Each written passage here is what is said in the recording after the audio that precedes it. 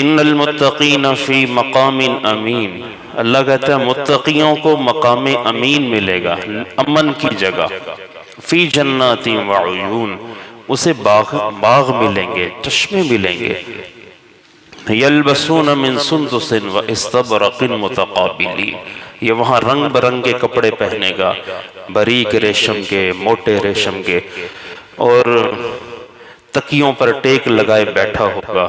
کذالک وزوجناہم بحور عین، بڑی آنکھوں والی گوری رنگت والی حوروں کے ساتھ ہم ان کا نکاح کر دیں گے۔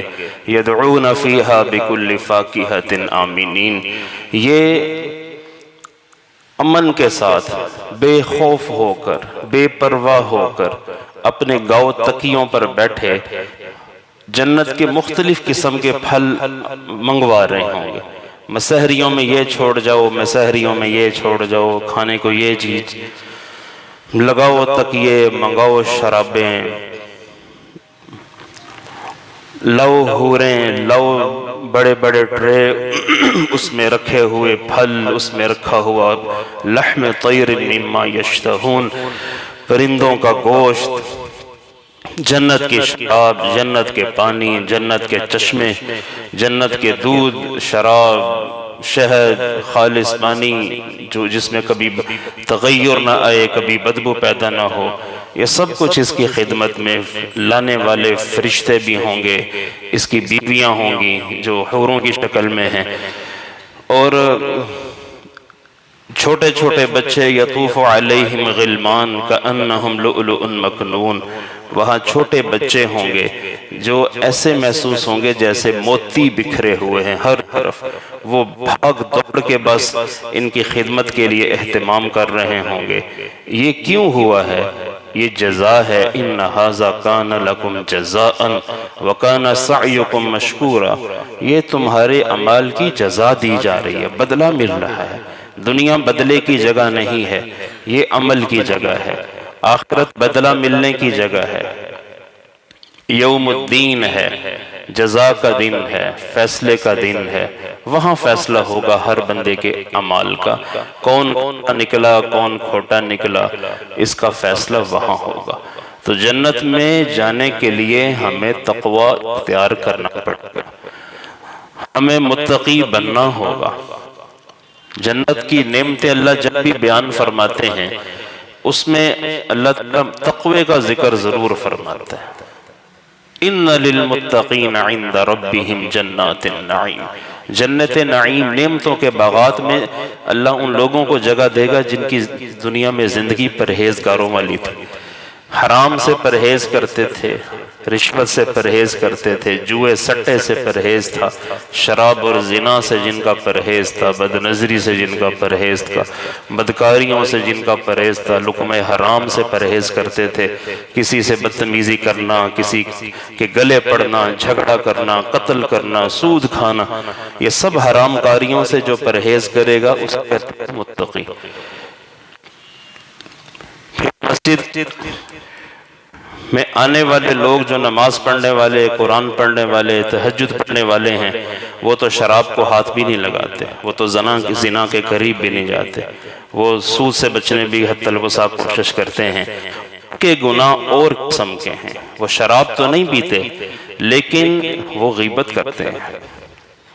جو نماز پڑھنے والا ہے وہ شراب تو نہیں پیے گا، وہ گندی ہے، تو غیبت کہاں سے حلال ہے؟ زنا تو نہیں کرے گا، غیبت کرے گا، چغلی کرے گا، دل میں کروہ رکھے گا، دل میں نفرت رکھے گا، یہ گناہ ان گناہوں سے بڑے ہیں۔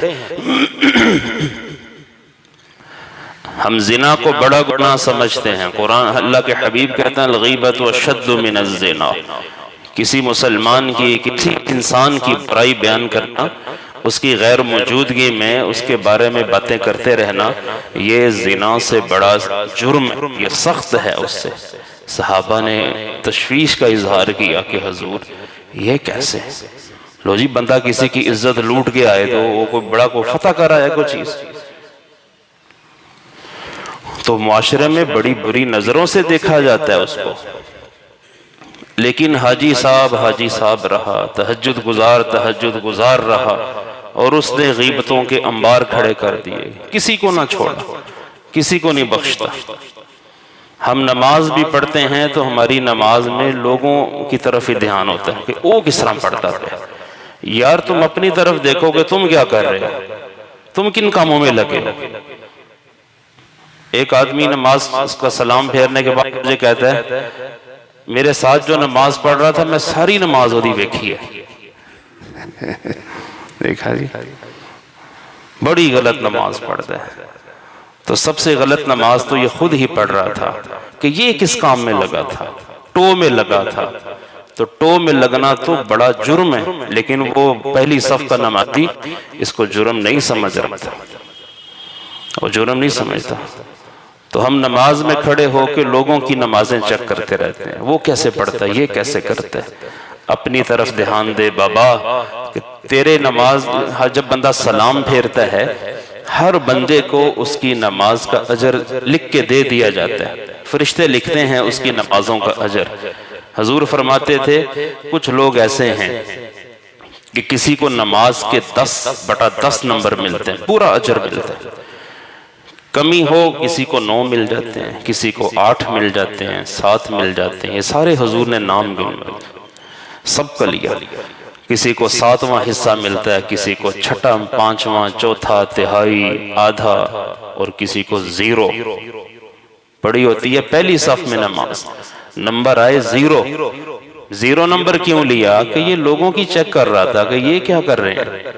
بری عادتیں ہیں ہمارے اندر یہ کہ سلام پھیرنے کے بعد ہمیں تو سلام پھیرنے کا بھی طریقہ نہیں آتا۔ سلام پھیرنے میں 3 نیتیں کرنی ہوتی ہیں، لیکن ہم سلام پھیر کے پچھلی صف کو دیکھتے ہیں، ایسے دیکھتے ہو نا، پھر بائیں طرف سلام پھیرو پھر پیچھے دیکھتے، جب دونوں طرف پھیر لی پھر مڑ کے پیچھے کی صف کو دیکھا کہ پیچھے کیڑا کیڑا کھلوتا ہے، کس کی 1-1 رکعت 2-2 رکعت رہ گئی۔ یہ وہ چیزیں ہیں جو ہم نوٹ کرتے ہیں یہاں پہ، اور یہ ہر مسجد میں ہے۔ جو پہلی صف کا نمازی ہوگا اس کو یہ بیماری ہوگی کہ وہ سلام پھیرنے کے بعد یوں پیچھے مڑ کے دیکھتا ہے کہ کیڑا کیڑا بندہ کھلوتا ہے پیچھے۔ حد ہو گئی۔